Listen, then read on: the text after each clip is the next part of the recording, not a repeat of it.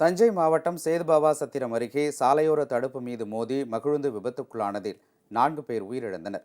தூத்துக்குடி இந்திரா நகரைச் சேர்ந்த மரிய செல்வராஜ் என்பவர் தனது மகன் சந்தோஷ் செல்வனுக்கு வேளாங்கண்ணி தேவாலயத்தில் முடி இறக்குவதற்காக உறவினர்கள் மற்றும் அக்கம்பக்கத்தினர் 11 பேருடன் மகிழுந்தில் சென்று கொண்டிருந்தார்.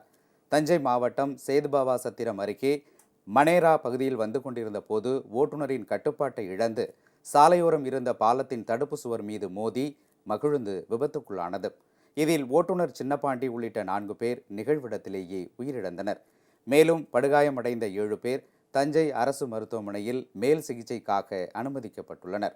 இதேபோல் விருதுநகர் மாவட்டம் ராஜபாளையம் அருகே சோலைசேரி பகுதியில் தனியார் பள்ளி ஊர்தி மோதி ஷிவானி என்ற மாணவி நிகழ்விடத்திலேயே உயிரிழந்தார். பள்ளி ஊர்தியிலிருந்து ஷிவானி இறங்கி நடந்தபோது ஓட்டுநர் திடீரென வண்டியை இயக்கியதால் மாணவி மீது பின் சக்கரம் ஏறியதாக கூறப்படுகிறது. இது தொடர்பாக ஓட்டுநர் ஜெகதீஸ்வரனை கைது செய்து காவல்துறையினர் விசாரித்து வருகின்றனர்.